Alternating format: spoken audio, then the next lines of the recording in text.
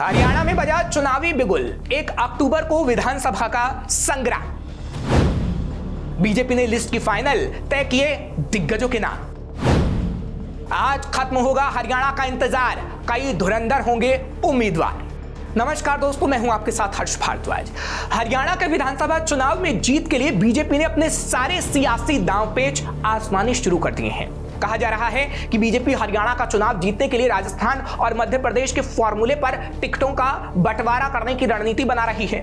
लोकसभा चुनाव के नतीजे के बाद से बीजेपी एक एक कदम फूंक फूंक कर रख रही है। वहीं पिछले 2.5 महीने में मुख्यमंत्री नायब सिंह सैनी ने पूरे प्रदेश के भीतर घूम घूम कर जनता के लिए तमाम बड़े ऐलान कर दिए हैं, क्योंकि लोकसभा चुनाव के नतीजों के बाद बीजेपी को इस बात का एहसास हो गया है कि विधानसभा चुनाव में उसे कांग्रेस से कड़ी टक्कर मिलने वाली है। हरियाणा चुनाव के लिए बीजेपी ने 90 में से 23 सीटों पर टिकट फाइनल कर दिया है। खबर है कि बीजेपी आलाकमान को सबसे ज्यादा मंथन उन सीटों पर करना पड़ा जहां विधायकों के खिलाफ सत्ता विरोधी लहर हावी है। सूत्रों की माने तो सीएम नायब सिंह सैनी इस बार करनाल की जगह कुरुक्षेत्र जिले की लाडवा सीट से मैदान में उतरेंगे। हिसार सीट पर भी मुकाबला कड़ा है। इस सीट पर डॉक्टर कमल गुप्ता और बीजेपी सांसद नवीन जिंदल की मां सावित्री जिंदल के बीच टिकट को लेकर जोर आजमाइश चल रही है। लेकिन खबर है कि फिलहाल पार्टी सावित्री जिंदल को टिकट देने के पक्ष में है। वहीं अंबाला कैंट से अनिल विज ही उम्मीदवार होंगे।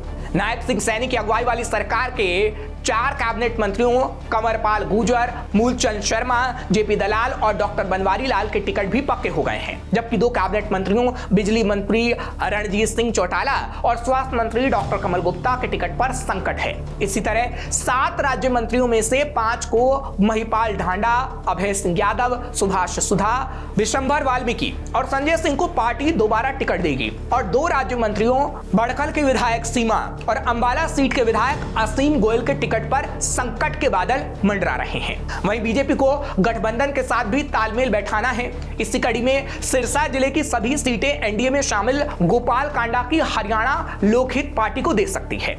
हलोपा सिरसा की सभी विधानसभा सीटों कालांवाली, डबवाली, सिरसा, एलनाबाद और रानिया से अपने प्रत्याशी खड़े करना चाह रही है। फिलहाल बीजेपी इसको लेकर राजी नहीं है, क्योंकि बीजेपी हलोपा को 2 सीटें देने को तैयार है। बीजेपी ने पहली सूची के लिए 23 नाम तय किए हैं। इनमें सीएम नायब सैनी, कृषि मंत्री कंवरपाल गुर्जर, पूर्व मंत्री अनिल विज, पूर्व मंत्री कैप्टन अभिमन्यु, पूर्व मंत्री ओम प्रकाश धनखड़, पूर्व सांसद सुनीता दुग्गल, भव्य बिश्नोई, श्रुति चौधरी, आरती राव, कृष्णमूर्ति हुड्डा, आदित्य देवीलाल, जेपी दलाल, डॉक्टर बनवारी लाल, मूलचंद शर्मा, अभय यादव, महिपाल ढांडा, सुभाष सुधा का नाम शामिल है। हरियाणा चुनाव बीजेपी और कांग्रेस दोनों के लिए नाक का सवाल बन गया है।